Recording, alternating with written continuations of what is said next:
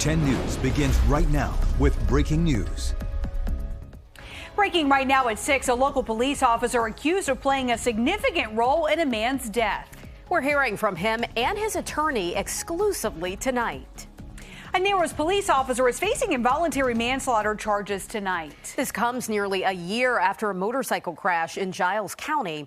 His attorney tells us it happened near the intersection of US 460 and 3rd Street last summer. 10 News reporter McKinley Struther is live at the attorney's office and just spoke exclusively with the officer and his attorney about the investigation. So, McKinley, what details came out of that conversation? Well, we sat down inside this office, as mentioned, one-on-one with Chad Jeffrey Stilley and his attorney, Chris Tuck. They didn't have a lot to say, but they wanted to share a message tonight. We begin with a mugshot and video of Stilley walking into this office this afternoon. As I understand, a grand jury certified 3 charges against Stilley sometime Tuesday. He has since been released on bond after being booked into the New River Valley Regional Jail. That is all according to the Radford City Commonwealth's attorney and the officer's attorney. Stilley has been charged with failure to yield right-of-way, reckless driving, and involuntary manslaughter. Stilley's attorney says these indictments are connected to the deadly crash involving Stilley and 28-year-old Michael Accord from July 24th of last summer. Here's a bit of our conversation from, again, just moments ago. My client, Officer Stilley, maintains his innocence in regards to the allegations that have been made against him. Today is not the day to litigate those matters. The time and place is in the courtroom. We have set a date of July 28th to set the trial. I'm proudly representing Officer Stilley on a pro bono basis. And while I'm providing my services without charge, Chad is not a wealthy man. He may need assistance in hiring experts to present the truth to the jury. If there are those who are willing to provide those services, he would be very appreciative if those individuals would contact me. He'd also greatly appreciate everyone's thoughts and prayers for him and his family as he maintains his innocence and awaits his day in court. Finally, the legal process will be difficult for Matthew Accord's family. They've lost a son and a family member, someone that they loved and held dear. I would ask that you keep them in your prayers as well. Stilley tonight is on administrative leave from the Narrows Police Department. That is according to that department's police chief. No word on if that is paid or unpaid. We're expecting to learn so much more when he goes to court later this month. Stay with 10 News for the latest on this very developing story. Live in Blacksburg, I'm McKinley Struther, 10 News, working for you. A hearing for a former Rocky Mount police officer charged in the Capitol siege is rescheduled. It was supposed to determine whether or not Thomas Robertson violated the terms of his release and should return to jail. 10 News reporter Lindsay Kennett is live in the newsroom. And Lindsay, why couldn't the judge reach a decision? Robertson had technological issues when calling into the virtual hearing, and he wasn't able to talk with his attorney in private. So the judge made the decision to try again tomorrow because the stakes are so high in this hearing.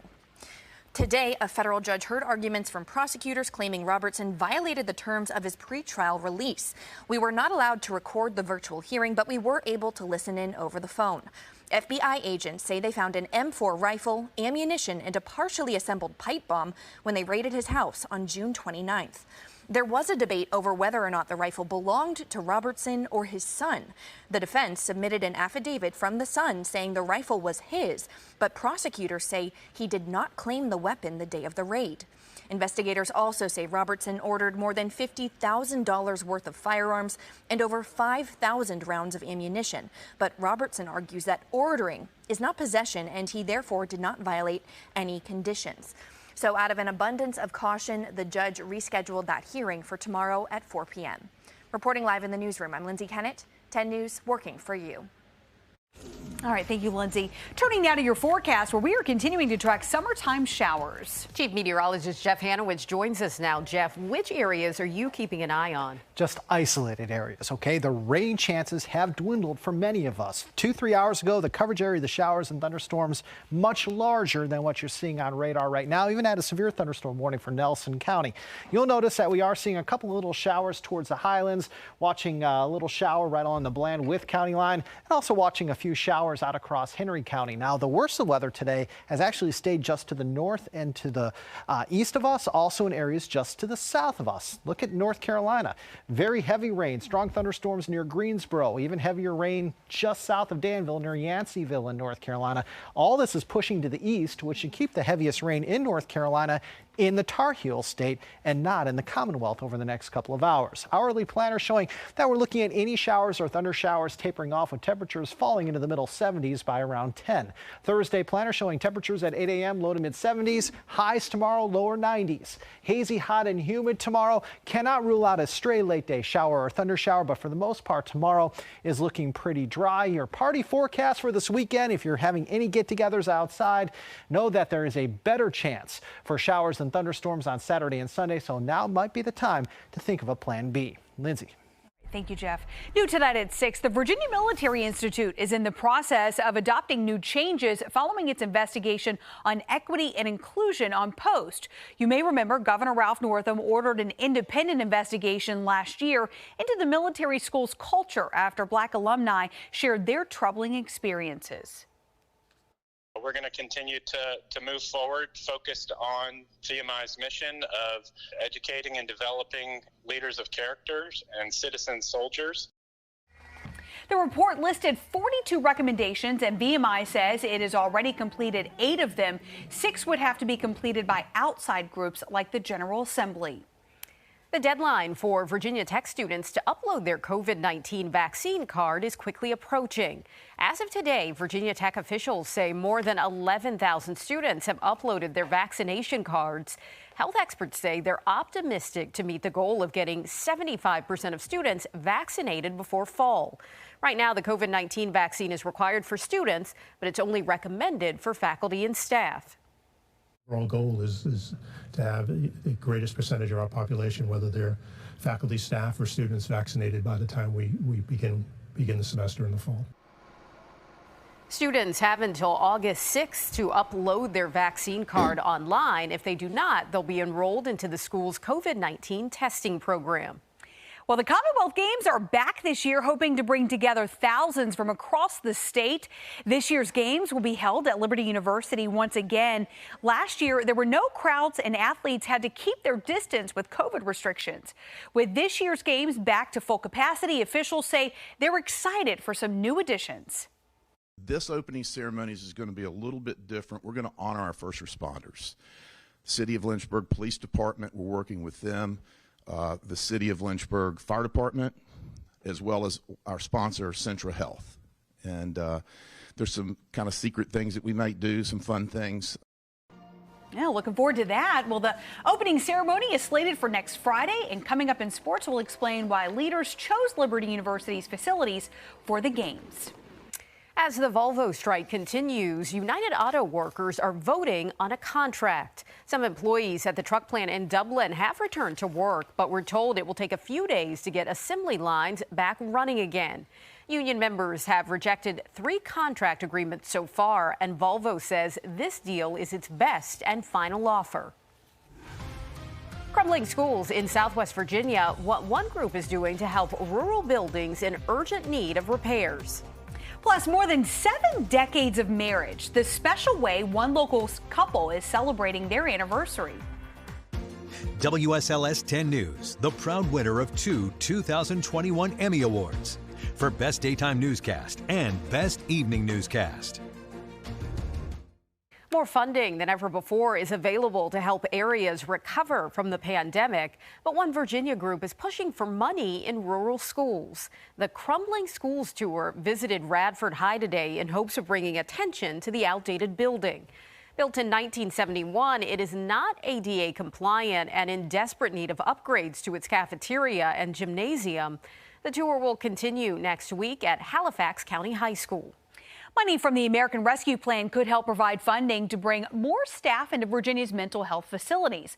Governor Ralph Northam says he's proposing funds to go to providing higher salaries and higher critical positions. Right now, 5 of the 8 statewide institutions are not accepting patients because of staffing shortages. Virginia Senator Tim Kaine says more can be done to address the problem. We don't have a surplus of mental health facilities in this country. We have a shortage. Pre-pandemic, we didn't have enough mental health treatment and prevention in this country. And post-pandemic, the needs are going to be greater still. Senator Kaine says he hopes to see more discussions on how to address the needs of those struggling with mental health. You are looking at a live picture from our Virginia Tech Skycam overlooking Blacksburg and the campus of Virginia Tech. You'll notice off in the distance quite a bit of sunshine, while just to the west a little more cloud cover. So a mix of sun and clouds right now in Montgomery County, and it was hot and humid again. We'll let you know when that may change, though, coming up.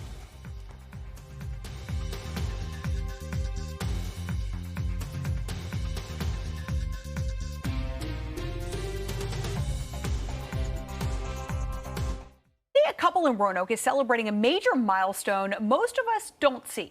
Carl and Georgette Bishop got married 75 years ago. That's incredible. 10 News reporter Annie Schroeder is working for you tonight to show their secret to a long and healthy marriage. Not many couples can say they've been together for more than 7 decades. I think Mom was working with the USO maybe, and they met in New York. On July 14, 1946, Carl and Georgette Bishop said I do. 75 years later, the couple is treated with a celebration surrounded by friends and family at Pheasant Ridge Senior Living. It's mind-boggling. Seriously, it's really mind-boggling. I don't know how they've done it. They've both had some health challenges. Carl served in World War II and the Korean War, and while they may not get around like they used to, they still aim to make every moment count. Nobody could ask for any better parents. I mean, they worked to the bone for us 3 kids. They did everything humanly possible to make our lives easier. Been married to her 75 years, you better give her some flowers. Because of ongoing health issues, Carl and Georgette don't get to see each other every day. But the couple was determined to make their biggest anniversary yet special. You just make the best of it. I know he's not going to get any better, but I'm hoping he will. Georgette says it hasn't always been easy. The couple navigated changes and challenges they never saw coming. But she says the secret is they always stick together and keep each other laughing even through the tough times. You give and take, and you say what you want to say and get it over with. If you don't like it, well, you have to lump it. In Roanoke, Annie Schroeder, 10 News, working for you. Your local weather authority, always watching and tracking for you from the JES Weather Center.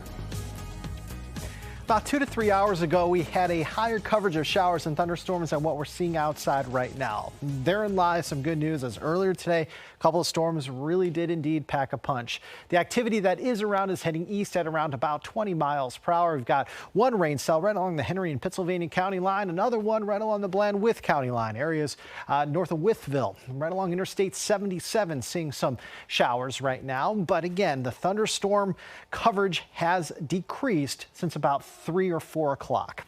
Let's look now at the regional view. We do have a cold front crossing us right now. That cold front provided enough lift to provide us about 3 to 4 hours worth of scattered showers and thunderstorms.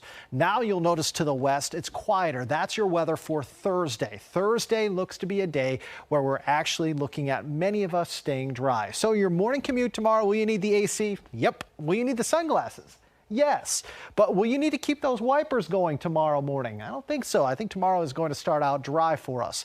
Tomorrow does look to be hazy, hot, and humid for us. And yes, indeed, we are keeping a very close eye on a cold front to the west of us, way to the west of us now, but it will move closer to us by late Friday. And at that point in time, we will have a better chance for more pop-up thunder showers. Coverage area late on Friday doesn't look to be extraordinarily large by any means. You'll notice that some of us will get wet Friday, some of us will stay dry. Look what happens, though, by the weekend.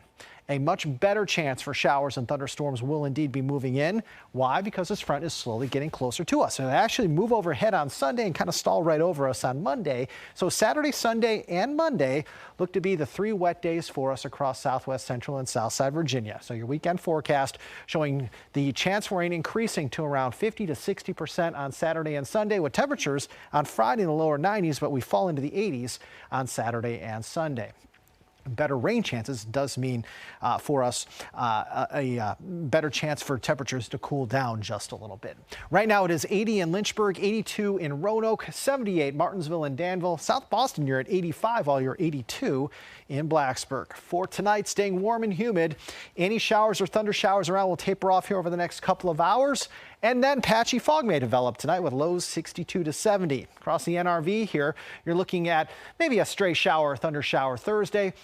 Hit or miss activity will develop later on Friday, with Saturday looking to be the wettest of the next 3 days. Highlands, you're looking at highs anywhere between 85 and 89 here for the next 3 days. Southside, you're going to be the hot spot with temperatures staying in the lower 90s for the next 3 days. For Lynchburg, your chance for rain increases Saturday, and once those rain chances increase, they're going to remain high Sunday into Monday. By next Wednesday, we will indeed turn drier. And across the Roanoke Valley, lower 90s through Friday. Then we're in the upper 80s Saturday, middle 80s return Sunday through Tuesday. Appy. All right, Jeff, we've got more about the special experience awaiting the Commonwealth Games athletes. And golf's final major is on deck from Royal St. George's. We'll hear from one of the favorites next in sports. The fact that every time now you look at 2020, it's going to say championship not played. It just sort of stuck with me. I was like, wow, yeah, it was a really different and weird year. But as you said, I think everyone's just so glad to be back and playing again, and inching our way back to some sort of normality. I think everyone's looking forward to that. But it's great to be back and great to have fans, and yeah, just great to be playing an Open Championship again. Indeed, golf's final major of the season, the 149th Open Championship, ready to roll at historic Royal St. George's Golf Club. That is along the southeast coast of England. The event was canceled. You'll recall in 2020, Ireland's Shane Lowry won the event in 2019. The Commonwealth Games are back in business. Once again, Liberty University's top-notch athletic facilities will be on display. 10 Sports' Brooke Leonard has more on the goings-on at the home of the Flames. The Commonwealth Games kicking off next Friday. And one of the events that couldn't happen last year was the basketball tournament. This year, 99 teams in attendance with the opportunity to play in Liberty Arena, which Games Director Amanda Mangum says is one of the most exciting parts of the Games. Favorite part of these games is getting our athletes to be able to experience these facilities. I think about what it would have been like as a young athlete myself to play, on that softball field or any of these places, what a difference it would have made. And I really want to sincerely thank the City of Lynchburg and Liberty University for giving our athletes that opportunity. First time, it really is life-changing, so thank you. And the main events of the games will run through next Friday, July 23rd through Sunday, July 25th. In Lynchburg, I'm Brooke Leonard, 10 Sports. Another NASCAR note, Kyle Larson gets a contract extension. The former 49ers quarterback Richard Sherman in a heap of trouble as he's being investigated on a felony charge. NBA Finals Game 4 tonight. Suns holding a 2-1 lead. NBC Nightly News is coming up next. We'll see you at 7.